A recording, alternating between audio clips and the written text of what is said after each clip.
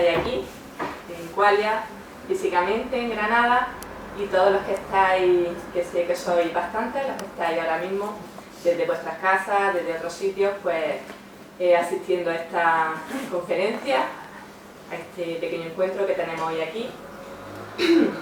Yo soy Ana Fernández, para quien no me conozca, soy la directora de Qualia, y hoy el motivo que nos trae aquí es la presentación de un proyecto muy interesante, una asociación que se llama Regenera, que nace en Murcia, con una ambición bastante importante y bastante sana de construir un mundo mejor. Entonces, bueno, esta pequeña conferencia-charla va a estar impartida por Miguel Ángel García, que es socio fundador de Regenera, junto con Pedro Jara, que es autor del libro El mundo necesita terapia, que es el título de hoy, y de La adicción al pensamiento, un libro anterior. Que lo disfrutéis y simplemente, pues nada, dar paso a Miguel Ángel. Yo voy a comentaros un poco sobre Regenera, que es la asociación que ha editado el libro de Pedro. Es un proyecto conjunto porque, bueno, aparte de ser socio fundador, Pedro transmite perfectamente los valores de la asociación, el libro, ¿no? Entonces, por eso hemos hecho este proyecto conjunto. Regenera es una asociación, un grupo de personas que hace 3 años empezó con la intención de cambiar el mundo. ¿Vale? Cambiar el mundo es muy ambicioso, es una utopía, obviamente, pero bueno, el rasgo que nos une es que queremos cambiarlo desde el interior, desde nosotros mismos. Queremos ir cambiando nosotros para que así poco a poco el mundo vaya cambiando. Bueno, la ventaja que tiene esto es que el mundo a lo mejor es difícil cambiarlo, pero si nosotros vamos cambiando poco a poco, eso es coherencia personal y eso para nosotros es suficiente. ¿Vale? Por lo cual no nos consideréis superhéroes, sino simplemente gente en cambio. Vale, Regenera se centra en 5 aspectos, que son los que consideramos pues esas patas que nos pueden ayudar en este proceso. Todas ellas están unidas y todas interconectadas. Eso es un poco el principio de la asociación. Por un lado está el cambio personal, por otro lado una educación que haga a la gente más feliz. Por otro lado, queremos que la empresa sea más ética. Tenemos que tener siempre en mente la naturaleza, y no para respetarla, sino para aprender de ella y tenerla siempre consciente en cada decisión que hagamos. Y en último término, entendemos que las personas, conforme vayan cogiendo conciencia, tienen que empezar a ser partícipes de su realidad política, ¿vale? A través de la participación personal. No nos estamos refiriendo a montar un partido ni a tener una decisión política, pero sí a que cada uno de nosotros sea consciente de que si no participamos en nuestro gobierno, pues nos gobernará quien quiera gobernarnos. Ahí no podremos decidir, ¿vale? Bueno, Regenera, su principal proyecto es una escuela, ¿vale? Una escuela en la que transmitamos todos estos valores, todos estos principios. La escuela se puede interpretar de 2 maneras, ¿vale? Por un lado, queremos crear emprendedores sociales, y por otro lado entendemos que un emprendedor social es toda persona que en su actitud diaria, ¿vale?, tiene en cuenta a la sociedad. No hace falta que sea a través de una empresa, puede ser en su trabajo, puede ser en sus estudios, o puede ser simplemente en su día a día y en su relación con el entorno. Una vez que terminamos estos módulos, hay un proyecto final, que es cómo yo voy a hacer en mi día a día, en mi trabajo, en mi empresa que quiero crear, o en la faceta que sea, cómo voy a llevar esto a cabo. ¿Vale? Y luego queremos que haya un módulo que sea alternativo, que incluya una serie de cosas que entendemos que faltan en la educación, como pueden ser el baile, la danza, como puede ser la meditación, como pueden ser una serie de cosas que entendemos que la vida no puede existir sin ellas, ¿vale? Pero al mismo tiempo porque cada uno las va incorporando conforme su cuerpo lo pida y lo necesite. Este año, si entráis en la página de regeneraconsciencia.org, podéis ver que tenemos un plan creado, ¿vale? Este es un primer paso, son 8 módulos, 8 talleres y 8 charlas en abierto. Y bueno, creemos que refleja un poco esto que os he contado, estos módulos que queremos transmitir, son un primer paso, pero queremos que a partir del año que viene y los siguientes este proyecto vaya cogiendo más forma y llegue a ser pues, un plan de estudios completo, ¿no? Una formación pues, que pueda ser de 500 horas, de 600 horas, el caso que la persona quede lo suficientemente transformada, por así decir, como para poder influir en su día a día. Bueno, eso es un poco Regenera y una de las cosas que hace, además de la escuela, pues es promover cosas como el libro de Pedro. Ahora Pedro nos va a explicar su libro, que yo creo que tiene suficiente miga y que estamos aquí todos para escucharlo. Sin más, Pedro. Bueno, buenas tardes a todos los que estáis aquí presencialmente, a todos los que estáis vía online. El mundo necesita terapia, es una frase con la que he titulado el libro, supongo que un tanto llamativa, y que además a mí me parece que ofrece poca discusión en general, ¿verdad? Donde cabe debate infinito es acerca de en qué consiste el problema y en qué consiste la terapia, ¿no? Yo quiero dejar claro de entrada que cuando hago estas referencias no me estoy refiriendo en absoluto, por si alguien lo puede pensar, ni al mundo contemporáneo, a esto que llamamos la última crisis que vivimos, por ejemplo. No, hablo de que el mundo necesita terapia desde que existe el hombre sobre la Tierra, ¿no? Aunque la enfermedad en su manifestación contemporánea tenga sus peculiares manifestaciones, ¿verdad? Ni me refiero, por supuesto, a España, sino al mundo en su conjunto. Esto es muy importante no perderlo de vista, porque cuando se dice que las cosas están mejor o están peor, a menudo se olvida que el mundo incluye África, incluye Asia, incluye Sudamérica, y esto no puede perderse de vista nunca en el total. ¿Cómo surge el libro? Para mí el libro surge porque a partir de mi libro anterior que ha mencionado Ana, Adicción al Pensamiento, es un libro de trabajo personal, más dirigido al individuo, al trabajo interior. Empecé a lanzar, ahí anidan una serie de ideas con una orientación más social o más macrosocial que me apetecía desarrollar, ¿no? Y al hilo de todo el proyecto de Regenera, que os ha resumido Miguel Ángel, pues quise partir de la siguiente idea o de la siguiente metáfora. Si el mundo, como un gran organismo, al fin y al cabo que es, fuese un paciente, un cliente que se sienta ante mi mesa de psicoterapia, que es a lo que yo me dedico fundamentalmente, ¿qué quejas mostraría? ¿Qué síntomas mostraría? ¿Qué análisis podría hacer yo desde mi perspectiva profesional al respecto? ¿Y qué orientaciones, consecuentemente, me plantearía dar para ayudar a corregir esos problemas que presentaría como un gran paciente, ¿no? Esto, que es una metáfora, indudablemente, al fin y al cabo, yo creo que también es, en cierto modo, no solo metafórico. El mundo no deja de ser una magna proyección de la suma entretejida de muchas mentes individuales que lo componemos, ¿no? Y de alguna manera es el individuo a gran escala. Evidentemente yo el abordaje al que me estoy refiriendo lo he hecho fundamentalmente desde la psicología, de mi especialidad, de mi profesión, y por tanto El mundo necesita terapia es un libro con un abordaje, un ensayo fundamentalmente desde la psicología. Pero es muy importante resaltar que, y lo he tenido en cuenta a la hora de desarrollar todo el texto, que una adecuada comprensión en este sentido no puede desligarse de otras disciplinas de conocimiento. No podemos desconectar la psicología de la economía, de la ecología, de la antropología, de la biología, de la sociología, de las distintas disciplinas de conocimiento que conforman el entendimiento adecuado de qué es lo que está pasando con la especie humana sobre la Tierra, ¿verdad? Y al mismo tiempo, la psicología no sería adecuadamente entendida si perdemos de vista que está conectada con la computación cerebral, con la neurología, con la genética.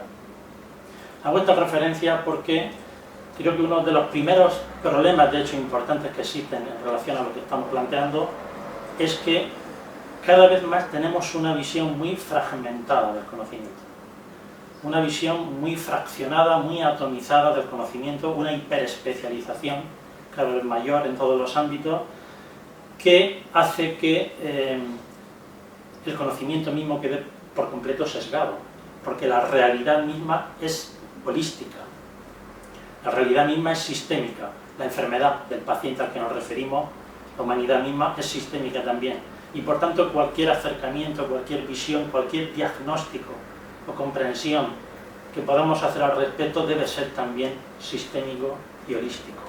De lo contrario será una comprensión sencillamente falsa o reduccionista. Esto de hecho creo que es lo que ocurre en buena medida cuando en esta atomización o fragmentación del conocimiento existe una gran perversión en el mundo actual, entre otras muchas, y es precisamente que la economía ha adquirido el lugar privilegiado en la jerarquía de las disciplinas y de algún modo vivimos en un mundo economicista. Y podría decirse que de algún modo la propia psicología, la biología, todas las demás disciplinas parecieran orientadas hacia el economicismo. Este es uno de los grandes primeros males y uno de los grandes primeros síntomas, a mi juicio, que nos aquejan, porque una economía que desconecte de esa visión sistémica es, por lo que he mencionado, una economía de por sí ya falaz, falsa, mal planteada. Puede pensarse de una forma obviamente tentadora y fácil que mi énfasis en lo psicológico proviene de mi formación profesional, digámoslo así, pero también quiero subrayar que más bien el sentido ha sido inverso, es decir, mi orientación hacia estudiar y dedicarme a la psicología proviene de que siempre he tenido la intuición primitiva, llamémoslo así, de que todas las demás creaciones, todas las demás realizaciones que en cualquier ámbito realiza el ser humano, en definitiva, provienen de nuestra mente, provienen de nuestra conciencia y están mediadas, filtradas por las condiciones, las limitaciones y las capacidades de la mente humana. Y si las condiciones, capacidades y limitaciones de la mente humana dictan unos productos, vamos a decir, corruptos, pues da igual todos los esfuerzos que hagamos en otros ámbitos. Por eso, personalmente considero desde esa visión a la psicología en la jerarquía de todas las disciplinas de conocimiento. Porque es la mente humana la que integra y conecta todas las demás realizaciones, ¿verdad? Vale, así que es preciso partir de esa visión holística, de esa visión sistémica, de esa visión integradora y desde ahí podemos acercarnos a los grandes síntomas del paciente. No voy a desarrollarme mucho aquí porque creo que son bastante evidentes en general para cualquiera que quiera verlo, pero por dar algún retazo, los síntomas de este paciente, algunos son verdaderamente dantescos.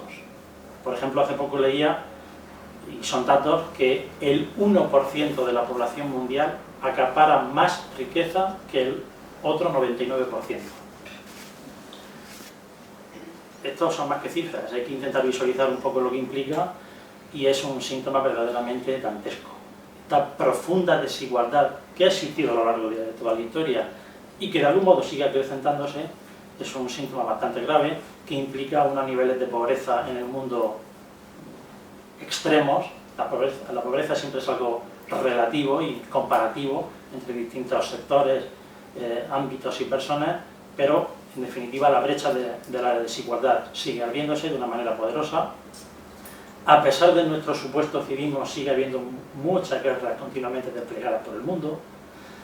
Hay un síntoma en la manifestación contemporánea, digamos, de la enfermedad que a mí me parece particularmente relevante y que enfatizo mucho en el libro, y es el gran drama ecológico.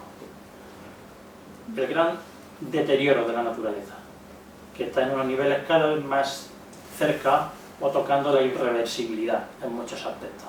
Esto sí que es algo con lo que nunca nos habíamos encontrado y que somete a cierta urgencia a la terapia, ¿no? Y no me refiero solo, por ejemplo, al cambio climático, que cada vez más los científicos se están acreditando como fuertemente espoleado por la actividad humana, un cambio climático que nos va a pasar una gran factura crecientemente al paso de los años, sino a que la naturaleza misma cada vez alcanza menos a reponer lo que consumimos, a arreglar lo que deterioramos y a reciclar lo que tiramos, ¿no?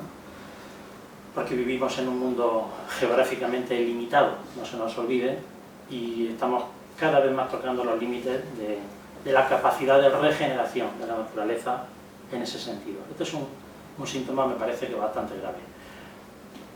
Las democracias representativas que dominan en la mayor parte del mundo son democracias realmente, a mi juicio, muy poco democráticas. Creo que este es otro síntoma grave, porque al fin y al cabo la capacidad de las personas por influir llega poco más allá de un voto cada 4 años. Son además democracias fácilmente corrompibles a los ojos de todos está, y cada vez más dirigidas y controladas por los poderes económicos. La salud humana. Hemos superado muchas epidemias, muchas enfermedades del pasado, por lo menos en el mundo desarrollado, pero cada vez más también se desarrolla y se degrada más la salud humana en otros aspectos. Cada vez hay más enfermedades de otra índole y sobre todo no solo vinculadas, por ejemplo, a la obesidad, al sedentarismo, a las adicciones, sino también sobre todo relacionadas con la psicosomática, con los trastornos directamente emocionales, con todo eso que precisamente creo que denota del modo más directo la infelicidad humana. Bueno, servicios esenciales como la educación, como la sanidad, cada vez más en manos privadas, cada vez en menos manos poderosas que de algún modo controlan todos estos servicios esenciales, incluido cada vez más las propias patentes de las semillas, por ejemplo, de lo que comemos, no se nos olvide, la pérdida de soberanía alimentaria, ¿no? En fin, y todo lo que queráis añadir y queréis pensar acerca de muchos dantescos síntomas de la enfermedad del mundo. Pero un terapeuta ante los síntomas tiene que plantearse cuál es la función que cumplen estos síntomas, qué estructura tienen, cómo se configuran, cuáles son sus causas. Y cuando yo personalmente me acerco a ese tipo de preguntas y a ese tipo de análisis, lo que observo fundamentalmente es que más allá de lo que se pueda pensar en una primera mirada fácil y tentadora, y es que el sistema está muy mal, lo primero que he dicho es que no hablo del mundo contemporáneo, sino desde que el hombre es hombre sobre la tierra, lo primero que observo es que a lo largo de muchos síntomas cambiantes que ha habido y que pueda seguir habiendo, sistemas económicos, sistemas políticos, sistemas de relación social, hay algo que está siempre por debajo de los distintos síntomas. Hay siempre una gran causa más profunda que subyace como denominador común a través de muchos síntomas cambiantes a lo largo de la historia de la humanidad y que conforma todo un paradigma mental. Debo recordar que el sentido de un paradigma son los principios más incuestionados, los valores más esenciales, los elementos rectores que dirigen un modelo de vida, en este caso. Las premisas más inconscientes y más asumidas, por tanto, con las que se fundamenta todo nuestro modo de vida. Bueno, pues hemos cambiado de sistema a lo largo de la historia, pero mi impresión es que esencialmente no hemos cambiado de paradigma mental. Un paradigma mental que viene dado por las creencias, los valores dominantes en ese inconsciente colectivo de la humanidad. Y que en definitiva podríamos decir que conforman la personalidad del mundo. Ha cambiado en muchos aspectos el comportamiento de este paciente, pero no ha cambiado esencialmente su personalidad. Y eso implica cosas como que yo me pregunte ¿a qué hemos dedicado entonces a lo largo de la historia realmente el tiempo? Y quiero que hagamos estas reflexiones en las que yo planteo con mucha intención en el libro. Por ejemplo, ya no existe en el mundo actual el feudalismo y el vasallaje. Ahora existen los amos económicos y los siervos consumistas. Ya no se entretiene y no se apacigua al pueblo servil con pan y circo. Ahora se entretiene y se apacigua con televisión, móviles de última generación y fútbol. Ya hemos superado el cruel principio de selección natural y la supervivencia del más fuerte. Ahora lo que rige es el principio de la selección económica. Ya no existen apenas en el mundo dictaduras explícitas y personalistas.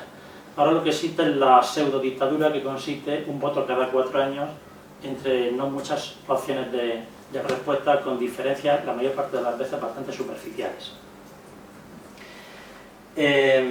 Ya no se somete al pueblo con la fuerza del látigo. Ahora se somete con controles civilinos psicológicos y con deudas y ataduras económicas. Ya no se libran batallas con espadas por conquistas de terreno o por religión. Ahora se libran batallas con bombas refinadas y con grandes compras multimillonarias por dinero, poder y recursos naturales.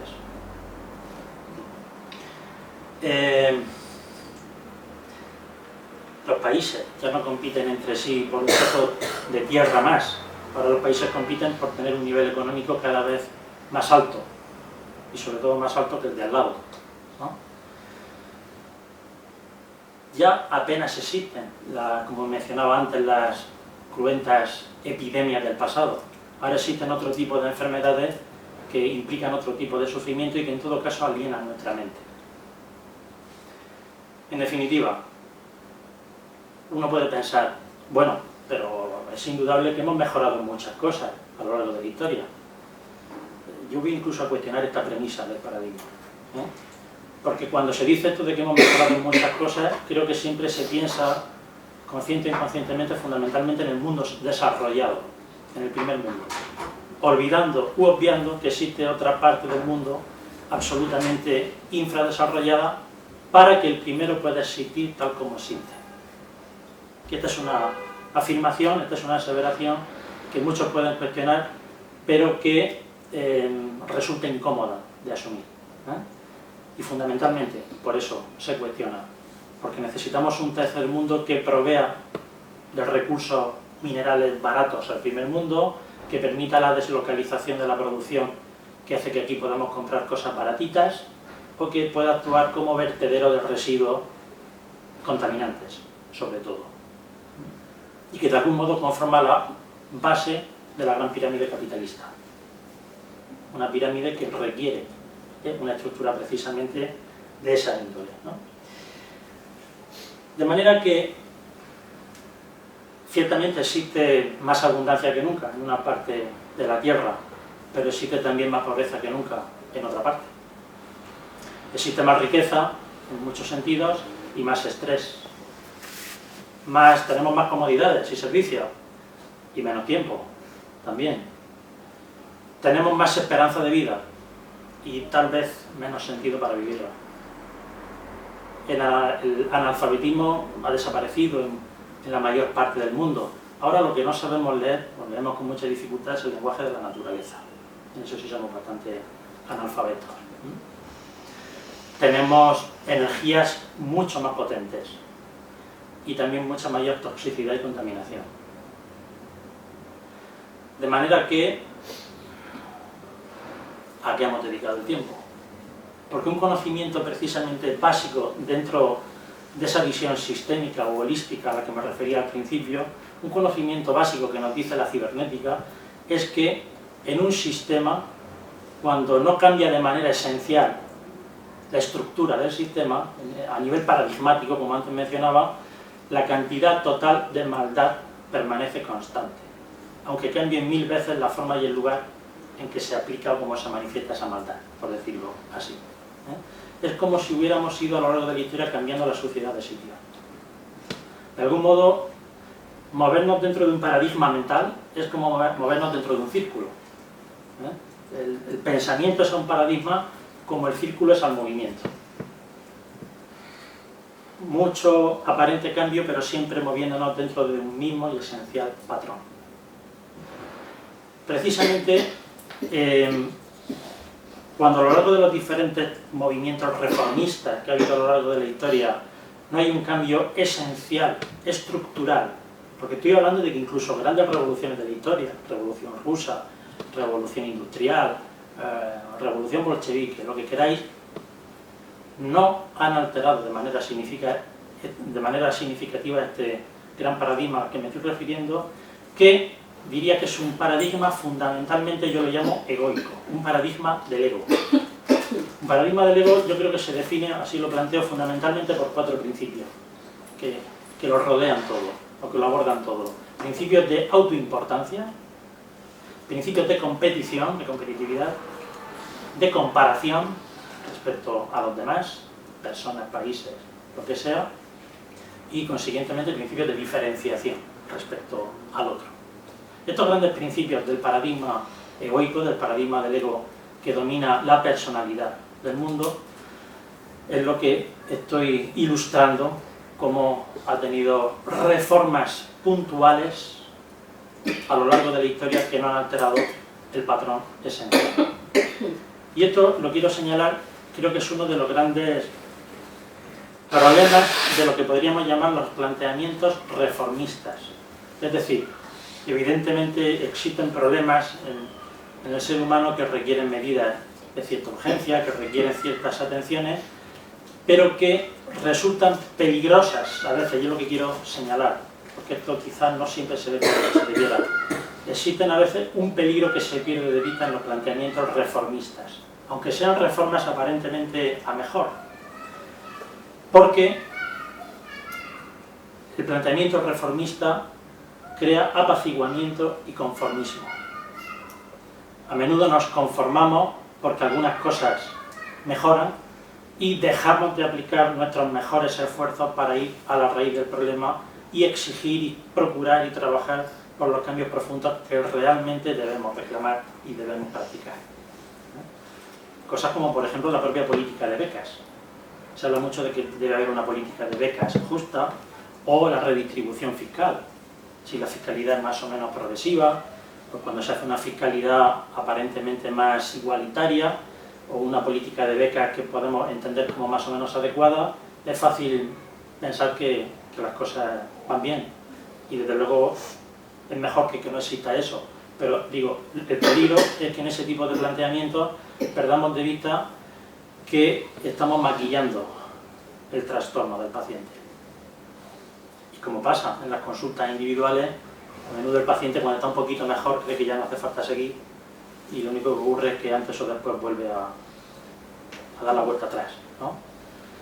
Porque, por ejemplo, lo de la política fiscal progresiva o la política de becas que estoy planteando, yo también podría verlo como quien asume como algo natural e inevitable la existencia de la mendicidad y después nos dedicamos a estudiar cómo hacemos el reparto de las limosnas para que sea lo más equitativo posible. Pero el problema no es el reparto de las limosnas, el problema es que existe la mendicidad. El problema no es si damos becas más o menos cuantiosas o a unas personas a otras. El problema es que haya muchas familias, tantas familias que necesitan ser becadas para poder estudiar.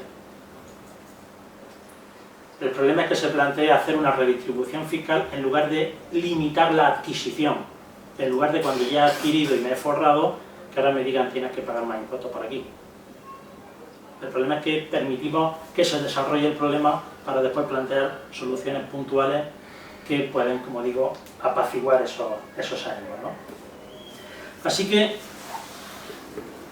mi impresión es que ha habido a lo largo de la historia, como digo, una evolución evidentemente espectacular a muchos niveles, a nivel cultural, a nivel científico, a nivel tecnológico, en cuanto, por tanto, a los productos que ha desarrollado la mente humana. Ha habido un gran desarrollo a lo largo de la historia, pero no ha habido una verdadera evolución de la consciencia prácticamente desde que el ser humano es ser humano. Esto no es una opinión, esto es un hecho, que sabemos, la inteligencia, el intelecto humano, hace muchísimos siglos que ha dejado de evolucionar, como capacidad mental. Pero si hablamos además de las nuevas inteligencias, nuevas entre comillas, que ahora se está hablando mucho, la inteligencia ecológica, la inteligencia emocional, la inteligencia social, pues tampoco ha habido una evolución de la conciencia humana en ese sentido. Así que ha evolucionado poderosamente nuestra tecnología, nuestra ciencia, pero no ha evolucionado de un modo paralelo, acorde a esos cambios, la conciencia humana. No ha habido una verdadera evolución psicológica. Ha habido revoluciones industriales, revoluciones de la información, revoluciones sociales, pero no ha habido una revolución ni una evolución de la conciencia significativa. Y este es un desacompasamiento y un desalineamiento dramático, que considero absolutamente el núcleo de la gran patología de la especie humana.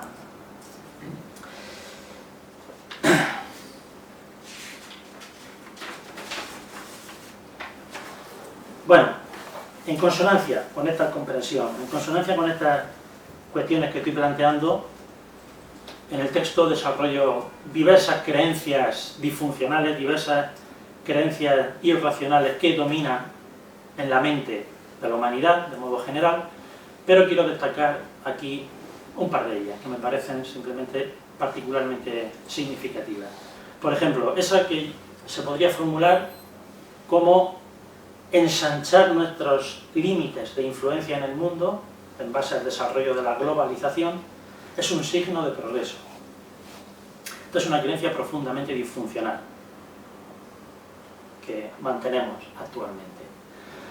¿Por qué? Hagamos esta reflexión. ¿Qué ocurre cuando nos dicen, por ejemplo, la cantidad de millones de euros que puede ganar un futbolista o un artista? O un empresario de alta alcurnia, ¿no? Que inmediatamente decimos, oh, ¿cuánto dinero? Se nos pierde en la cabeza. Pero realmente el problema es ese, que se nos pierde. Que a partir de cierta cantidad es como que te digo a que te digan 100 millones que 200, porque ya la mente no procesa. No se representa verdaderamente el sentido de esa magnitud. Igual que cuando nos dicen la cantidad de personas que mueren en el mundo de hambre, cada cierto tiempo. Y tenemos una conmoción momentánea como, qué disparate que muere tal mundo. Pero que nos digan que mueren 1 millón o mueren 1,5 millones es como, me pierdo también. No son cifras que puedan realmente conmover nuestra conciencia de un modo activador, de un modo real, porque se pierden en nuestra capacidad de representación mental, por el mismo motivo que cuando nos dicen que en otra parte del mundo ha habido no sé qué catástrofe o no sé qué central nuclear está echando agua radiactiva al mar todos los días. Porque Japón, China, nuevamente nos conmovemos un ratito, pero eso está muy lejos. Nos llega más cuando a nuestro vecino le ha pasado algo que cuando a 300.000 chinos les ha pasado algo.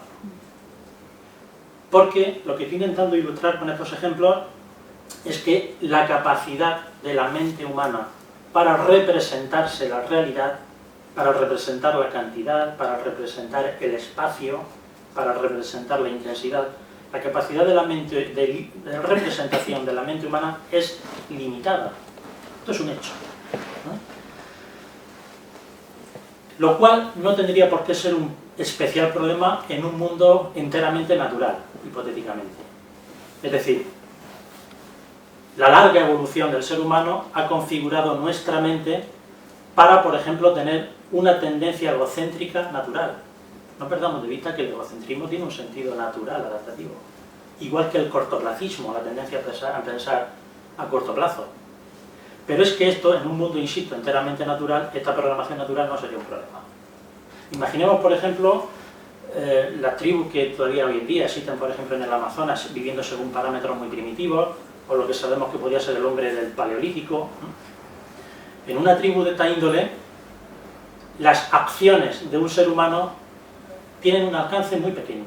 Un ser humano despojado de tecnología, de una tecnología compleja, como la que tenemos hoy día.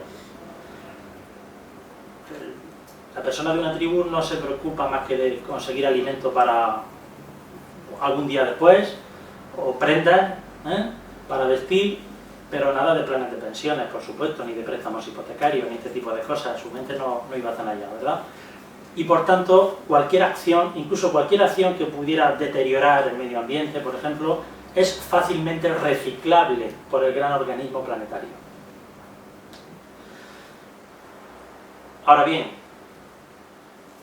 hemos evolucionado y resulta que a día de hoy el plástico que tiramos a la basura puede estar contaminando la Tierra durante cientos de años.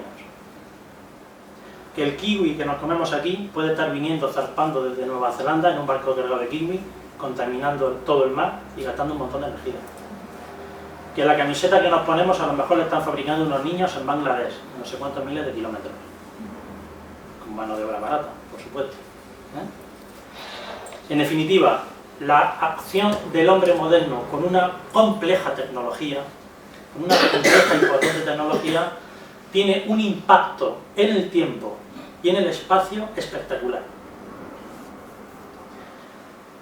Así que hemos globalizado el impacto de nuestras acciones poderosamente, pero no hemos globalizado nuestra conciencia. Nuestra conciencia sigue siendo esencialmente una conciencia muy limitada en su capacidad de representación y hemos perdido el control.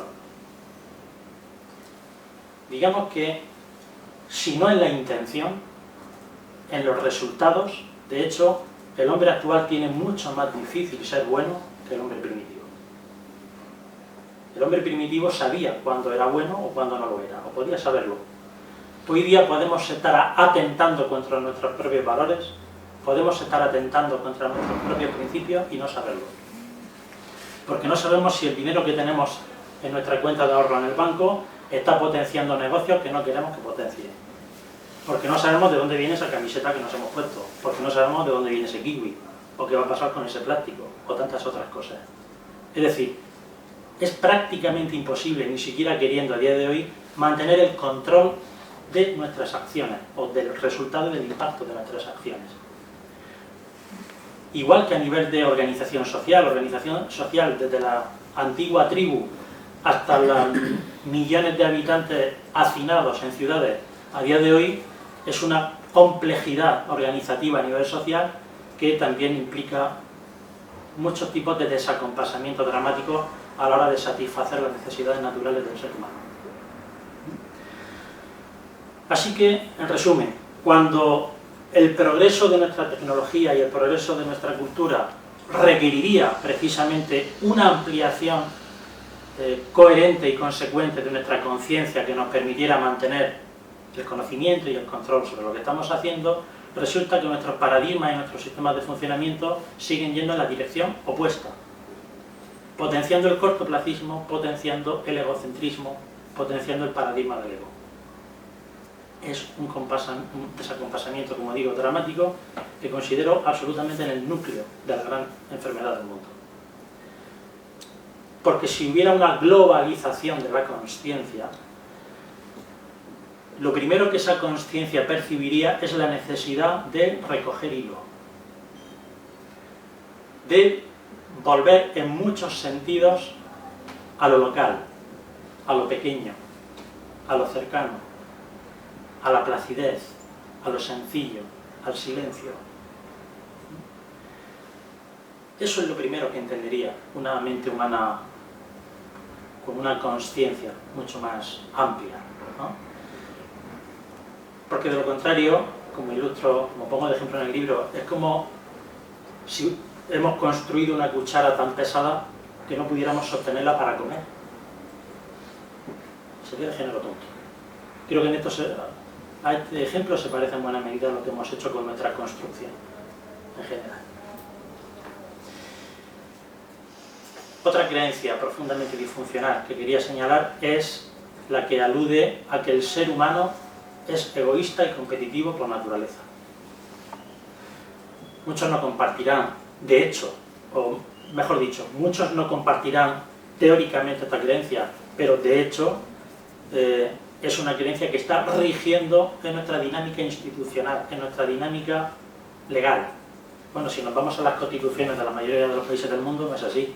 Las constituciones suelen ser maravillosas. El problema es que el paradigma, de hecho, encaja muy poco con el paradigma teórico. Pero si observamos cómo funciona realmente el mundo, está debajo, en el subconsciente está esa creencia. El ser humano es egoísta y competitivo por naturaleza. De hecho, ese es un planteamiento, de hecho, básico en el modelo neoliberal capitalista económico que nos rige. En eso se basan muchas cosas, como lo de la ley de la oferta y la demanda y demás. Pero sencillamente es una creencia falsa, demostradamente falsa, que está rigiendo nuestro funcionamiento. ¿Por qué? Pues por mencionar solo algunas ideas rápidas. Porque por naturaleza existe el peligro, pero no existe el accidente. Por naturaleza, por ejemplo, sabemos que podemos caer en las adicciones, en la droga, pero no somos drogadictos por naturaleza. Porque para que ocurra tal cosa deben acontecer más cosas, deben concurrir diferentes causas para realmente manifestar algo así, ¿no? El hecho de que tengamos una tendencia, una dimensión tendente a la competitividad y al egoísmo no significa algo tan simplista y reduccionista como que somos egoístas y competitivos por naturaleza. Pero además, observad el siguiente ejemplo, porque es un paralelismo creo que bastante adecuado. ¿Qué ocurre con emociones como el miedo, como la rabia? La rabia y el miedo son emociones naturales, por supuesto, en el sentido de que estamos programados naturalmente para experimentar esas emociones porque tienen un sentido adaptativo, en definitiva. Pero no olvidemos que no vivimos en un mundo natural, cada vez menos. Y por tanto, aunque experimentar rabia y miedo es natural, lo que no es natural en absoluto, ni por tanto inevitable en absoluto, es experimentar rabia y miedo en tantas situaciones o ante tantas circunstancias como habitualmente tanta gente lo experimenta.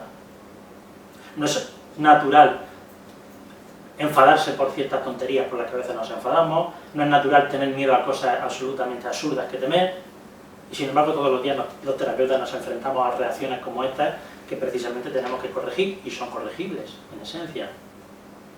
Bueno, pues de la misma forma que en esto que estoy ilustrando, el hecho de que el egocentrismo o la tendencia competitiva sea una tendencia natural del ser humano, no implica en absoluto que tenga que manifestarse inevitable y naturalmente en tantas situaciones y en tanto extremo y en tanta intensidad como la manifestamos. Eso viene determinado fundamentalmente porque estamos en un contexto cultural, en un contexto paradigmático, como decía, que potencia, que forma fundamentalmente, que desarrolla la dimensión egoísta y competitiva del ser humano. Y eso se ve en todas las facetas de la vida. Pero ¿significa entonces que el ser humano es cooperativo y compasivo por naturaleza? Porque esta no deja de ser una afirmación dicha así, igualmente ingenua y cándida. El ser humano no es bueno, cooperativo y compasivo por naturaleza. Es las dos cosas. Tenemos disposición y capacidad para expresar ambas cosas.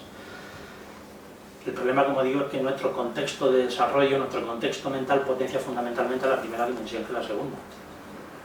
Sin embargo, y esto sí es importante, existen algunos datos para entender que esta dimensión cooperativa y altruista del ser humano está de algún modo incluso más naturalmente inserta en nuestra naturaleza. La primera es que somos seres supersociales. No en la forma que lo son las hormigas, pero somos seres supersociales. Y esto precisamente es lo que ha permitido el gran desarrollo privilegiado que ha tenido la especie humana sobre otras especies. Precisamente nuestra gran capacidad de socialización. Entretejida con toda esta dimensión competitiva, por supuesto, que he mencionado. Pero además, algo que para mí es muy significativo es la constatación, esto los psicólogos lo sabemos bien, de que una persona puede estar motivada por muchos objetivos de tipo egocéntrico, por muchos objetivos de privilegio personal para hacer una serie de cosas, pero nada produce tanta pasión, nada produce tanto entusiasmo, tanta plenitud y tanta felicidad en el ser humano como estar realmente orientado hacia aquellos objetivos que implican un bien más allá de uno mismo. Aquellos objetivos cuyos beneficios van más allá de uno son los objetivos con mayor capacidad para tocar el corazón de las personas. Y esto de algún modo a mí me indica que también esa dimensión está más profundamente inserta en la naturaleza humana.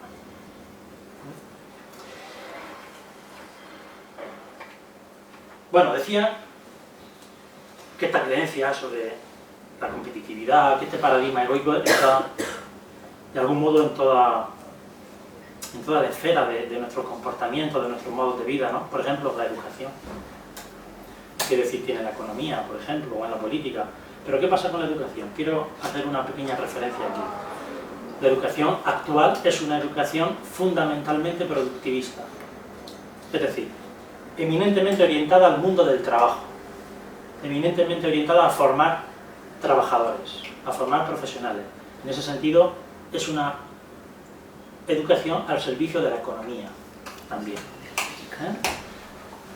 Es una educación que deja casi por completo de lado otras dimensiones distintas a la dimensión puramente técnica y científica, que es donde pone el énfasis, la dimensión del autoconocimiento, de las habilidades emocionales, de la inteligencia emocional, de la capacidad de resolución de conflictos, de empatía, de toma de decisiones, de procesos cooperativos y participación democrática, de conocimiento y relación con la naturaleza.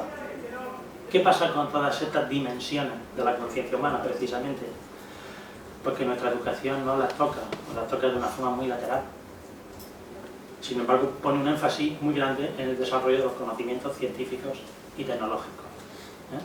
Pero además es una educación en ese sentido fundamentalmente competitiva, comparativa, donde rige la autoimportancia y la diferenciación. ¿O acaso de manera, aunque sea implícita y a veces no tan implícita, no están llegando constantemente a la mente de los educandos mensajes del tipo: si no estudias más que los demás no vas a encontrar trabajo, como no saques buenas notas no vas a llegar a ninguna parte, ponte las pilas, tienes que aprender 2 idiomas, hacer 2 másteres, saber mucha informática para sacar cabeza en esta selva o te va a ir fatal. Estudia algo que debe comer, que dé trabajo, el talento, la vocación, si coincide bien, pero secundario de momento. Estos son los mensajes, de algún modo, de la educación actual, los mensajes de la pelea de la selva. Con una atención, como digo, prácticamente nula a otro tipo de dimensiones que precisamente son las que vengo indicando que necesita desarrollar la mente humana para dirigirnos a un paradigma diferente. Quiero mencionar otra cuestión que me parece entre muchas particularmente importante dentro de la enfermedad del mundo y que está muy en el corazón de la patología también, y es la constante confusión que cada vez se desarrolla más de los deseos con las necesidades. Algo que explícitamente está cada vez más motivado y más suscitado por todos nuestros modelos de vida y por algo particularmente importante que es la verdadera propaganda del régimen consumista actual, que es la publicidad. La publicidad no es ninguna cosita pequeña, no es ninguna tontería, es la propaganda del régimen. La publicidad, no sé si os dais cuenta, pero de algún modo nos están insultando a todas horas. Insultando quiero decir en el sentido de que por todos lados nos está llegando también de manera más directa o más indirecta cosas como: si no cambias de móvil cada 6 meses o cada año eres un cutre, si no cambias de coche cada 6 años aunque el tuyo todavía vaya bien, eres un muerto de hambre, si no pones el dinero en este banco y no consigues el mejor interés, eres el tonto del pueblo, si no compras esto a tus hijos, eres más padre, si no usas tal cosa no vas a ligar en la vida. No nos lo dicen así, porque sí diríamos: cuidado, se dice de otra manera, el mensaje llega de otra manera. Pero este bombardeo publicitario constante, que de algún modo se ha asumido como algo normalizado, está de continuo creando deseos, generando y multiplicando los deseos. Porque necesidades en la naturaleza humana existen poquitas, pocas, y bastante bien estudiadas. Necesidades físicas, necesidades emocionales, necesidades sociales. Hay algunas necesidades naturales cuya satisfacción nos procura realmente la felicidad, que yo entiendo precisamente como una satisfacción equilibrada de las distintas necesidades del ser humano. Pero, aunque necesidades hay en esencia muy pocas, siempre las ha habido, los deseos cada vez se multiplican más. Y además, cada vez perdemos más de vista esa conexión, la conexión del deseo con la necesidad. Cada vez nos orientamos más al deseo, perdiendo más de vista la necesidad. Pasa de algún modo como en cualquier adicción, porque desde esta consideración lo que tenemos es una sociedad con una adicción consumista generalizada. Cuando hablo de una adicción consumista generalizada, tampoco estoy pretendiendo dar una metáfora, sino una indicación literal de lo que quiero expresar, con todas las diferencias individuales que queráis. Pero, ¿qué pasa en esencia en una adicción? Esto los terapeutas también lo sabemos bien y lo vemos todos los días. Voy a poner un ejemplo simple: la adicción a la comida.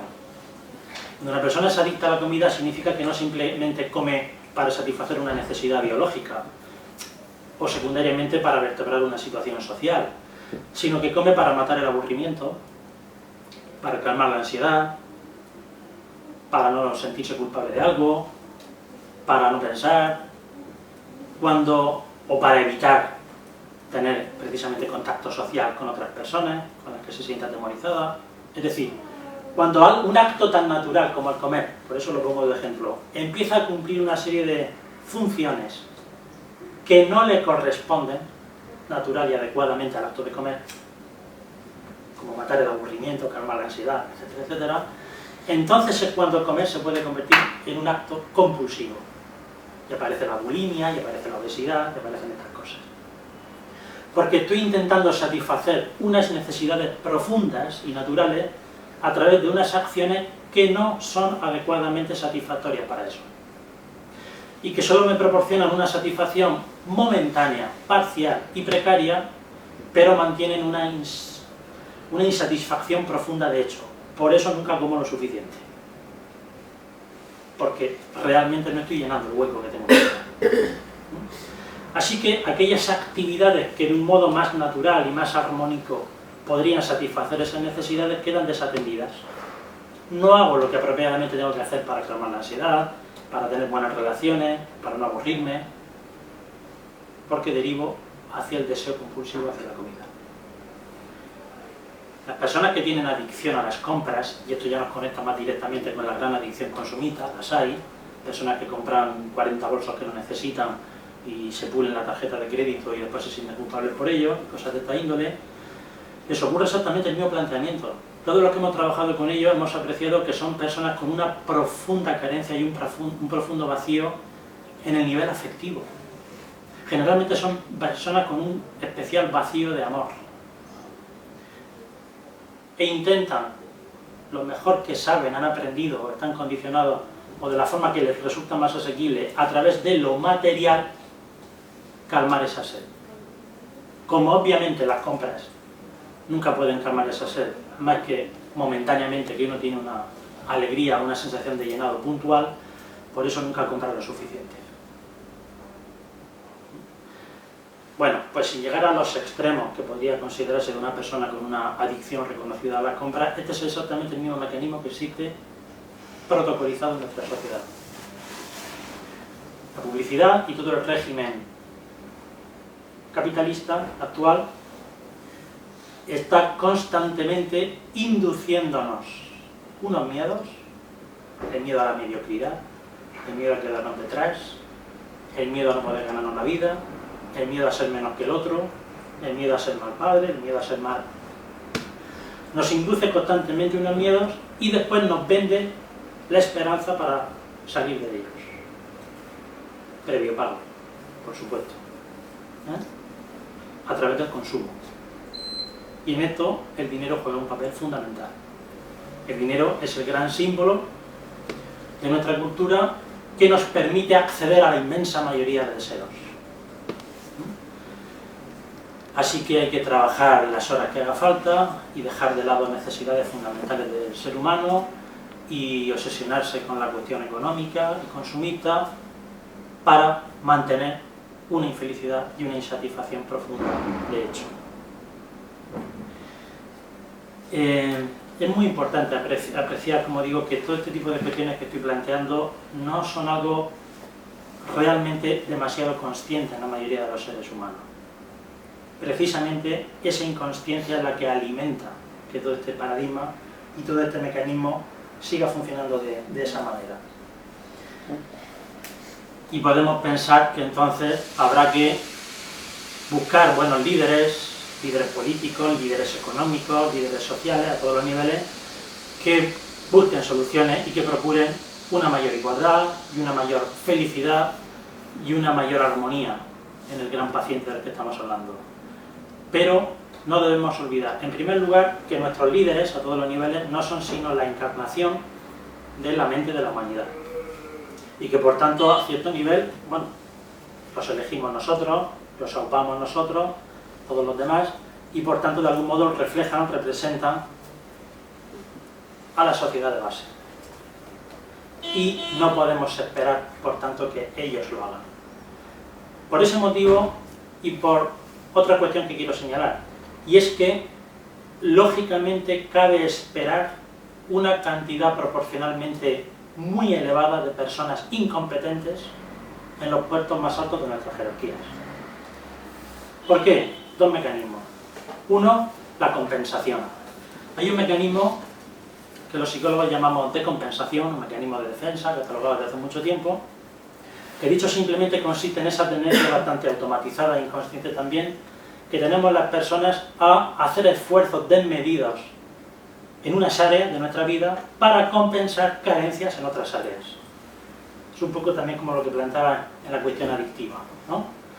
Lo de dime de qué presumes, te diré de qué careces, simboliza de manera castiza esta cuestión de la compensación. Bueno, pues en un mundo donde fundamentalmente tenemos una medida comparativa del éxito, en un mundo donde el éxito se define por la posesión, por el dinero y por el poder, las personas precisamente con más carencias en sus dimensiones más profundas de paz interior, de equilibrio interno y de verdadera felicidad, van a ser las personas más dispuestas en hacer los esfuerzos más intensos por alcanzar las partes más altas de la jerarquía, como mecanismo de compensación de sus propias carencias. Las personas, insisto, más orientadas a la pelea, a dejarse la piel por el éxito tal como lo define la sociedad, en muchos casos, no digo en todos, pero por eso hablo de una proporción relativamente muy elevada en las altas zonas de la jerarquía económica, sociales, políticas, van a ser personas que están buscando su propia terapia a través de estos mecanismos. Y este es un mecanismo muy inconsciente. Y segundo aspecto, la psicopatía. Cuando hablamos de psicopatía, muchas personas piensan enseguida en los asesinos múltiples, en serie. No, la mayoría de los psicópatas no son asesinos. Primero quiero aclarar tal cosa. Una cosa es la psicopatía, otra cosa es la agresividad. Siguen rutas neurológicas distintas, lo sabemos. A veces coinciden y entonces tenemos al asesino múltiple. Pero muchas veces una persona tiene dimensiones de personalidad psicopática y sin embargo no expresa comportamientos abiertamente violentos. Pueden ser personas, y están estudiadas, perfectamente reputadas en la sociedad, en puestos de poder, en grandes lugares de la bolsa, en el mundo, dirigiendo bancos, dirigiendo multinacionales, personas de guante muy blanco, grandes profesionales en lo suyo, que sin embargo presentan las características fundamentales de la psicopatía en su personalidad. Una gran capacidad de persuasión y una empatía caliente, decimos empatía caliente, de empatía emocional, prácticamente nula. Con lo cual, con muy poquitos escrúpulos, por no decir ninguno, para aprovecharse de los demás y llevarse la mejor parte del botín a costa de lo que sea. Y la cuestión es que nuestra estructura social favorece que esas personas con esos pocos escrúpulos y esas grandes capacidades persuasivas puedan llegar muy lejos. Así que los compensadores y los psicópatas lo tienen relativamente más fácil que todos los demás para llegar arriba. Es grave lo que estoy diciendo, pero está fundamentado. Evidentemente, espero que se entienda que no estoy diciendo que todo el que está arriba sea psicópata ni compensador, pero, insisto, sí podemos esperar razonablemente desde nuestros conocimientos actuales una proporción muy elevada de los mismos y, por consiguiente, es eso otro motivo añadido para no fiarnos mucho de que los de arriba lo hagan. El cambio fundamental siempre debe venir desde abajo hacia arriba, y desde el interior del individuo hacia la sociedad, hacia afuera.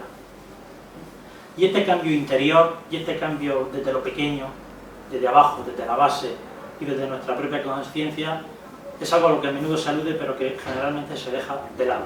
Es más fácil de planteamientos reformistas, es más fácil quejarnos y esperar que los demás lo hagan, es más fácil mirar, ¿verdad?, la paja en el ojo ajeno que la diga en el propio. Pero precisamente, si hubiera una conciencia cada vez más generalizada en la gran base social de muchos y muchos millones de personas en el mundo, con una conciencia diferente, con una mente menos egoica, entonces una de las primeras cosas, también lo quiero resaltar, que reclamaríamos sería, por encima y por delante de cualquier otra, la existencia de democracias reales. ¿Por qué me refiero particularmente a este punto? Porque aquí también ocurre igual que en el paciente individual. Lo primero que un terapeuta necesita en un paciente para poder hacer algo es que esté abierto al cambio, que tenga una cierta disposición y flexibilidad al aprendizaje y al cambio. Si el paciente está rígido, si el paciente está cerrado, no podemos continuar. Esta es siempre la primera parte. Bueno, pues si no existen democracias realmente participativas, realmente transparentes, si no se potencia la democracia directa y la capacidad real del pueblo, de la gente de base, para influir en nuestras leyes, en nuestras instituciones, de un modo medianamente ágil y medianamente concreto, cosa que no existe, evidentemente, a día de hoy, entonces el gran paciente que es la humanidad está rigidificado. Por tanto, no mucho de algo, pero no de mucho sirven todos los cambios que podamos hacer aquí, si quien tiene, como se suele decir, la sartén por el mango, también mantiene la rigidez del sistema lo suficientemente fortalecida como para que los cambios en el interior y en la base no puedan permeablemente transpirar hacia arriba y manifestarse en nuevas maneras de organizarnos legalmente, en nuevas maneras de conformar nuestras instituciones y de regir de hecho nuestra vida. Por eso digo que una de las primeras cosas que una consciencia más despierta implicaría es una profunda asociación de muchos individuos para hacer un reclamo masivo, insistente, organizado, pacífico y contundente de democracias reales y participativas.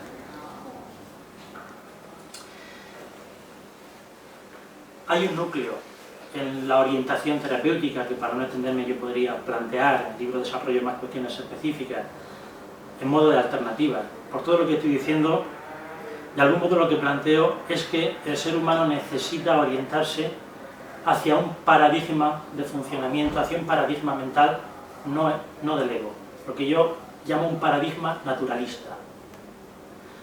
Un paradigma naturalista en el sentido de que esté más acorde, más armonizado con las verdaderas capacidades y necesidades del ser humano. Un paradigma que frente a la competición enfatice la cooperación, que frente a la autoimportancia cultive la humildad, que frente a la diferenciación cultive la comunalidad y, en definitiva, que propicie de un modo natural, como decía, desde la base social, no de manera impositiva, un cambio a todos los niveles. Claro, desarrollar un paradigma naturalista en el mundo implica desarrollar un paradigma naturalista en los individuos, porque no podemos olvidar, cuando hablamos de la gran terapia del mundo, que cada uno de nosotros somos el mundo y la persona sobre la que más directamente y ampliamente podemos influir, ¿no? Por eso el cambio siempre empieza en uno mismo y ahí todos podemos hacerlo mejor, pero el mero hecho de tener esa conciencia y esa disposición es absolutamente irrenunciable. La cuestión es que a mí siempre me preguntan, ¿pero eso es posible? ¿Pero eso servirá de algo? Mi respuesta ante esto siempre es la misma. Es que esa no es una buena pregunta. Es que ni siquiera esa es la pregunta más importante del asunto. La cuestión es que cuando verdaderamente desarrollas una conciencia y una comprensión acerca de cómo son las cosas, en definitiva una cierta lucidez mental, una visión sin sesgos ni prejuicios de la realidad, entonces es cuando surge la motivación, la determinación y el valor para promover cambios. La motivación y el valor para cambiar y para proyectar esos cambios hacia afuera también proviene precisamente de la conciencia, del conocimiento, de la visión clara de que no puede ser de otro modo. Es por tanto un acto de coherencia. Y esto quizá no es fácil de entender, pero quiero señalarlo, para ir acabando ya, es que ni siquiera, fijaros en lo que os voy a decir, lo fundamental dentro de este asunto es la esperanza. A menudo se dice que hay que alimentar la esperanza de la gente por cambiar, es necesario nutrir la esperanza, por supuesto que sí, pero la esperanza no es lo más importante. La esperanza tiene el peligro de que cuando las cosas parece que no funcionan, se caen, con la misma facilidad que se edifica. Y si se cae la esperanza y se cae la acción, estamos en un planteamiento muy frágil. Lo que sostiene con mayor inquebrantabilidad el cambio no es la esperanza, es la coherencia. La coherencia en el sentido de que una persona haga lo que tiene que hacer porque es esa clase de persona. No necesariamente por una recompensa, porque es una cuestión de valores, porque es una cuestión de integridad, porque no puede ser de otro modo. La coherencia es mucho más inquebrantable que cualquier otra. ¿Objetivo difícil? Obviamente. Y nadie presentamos esa coherencia o esa integridad perfecta, no seré yo el que me ponga como ejemplo. Pero es importante desarrollar la reflexión, es importante desarrollar la atención y estar en ese trabajo siempre inacabable, ¿no? Porque si, como dice el lema donde siempre nos presentamos en Regenera, si cada persona pequeña, en un pequeño lugar del mundo, hace algún pequeño cambio honesto y coherente, entonces el mundo puede cambiar realmente.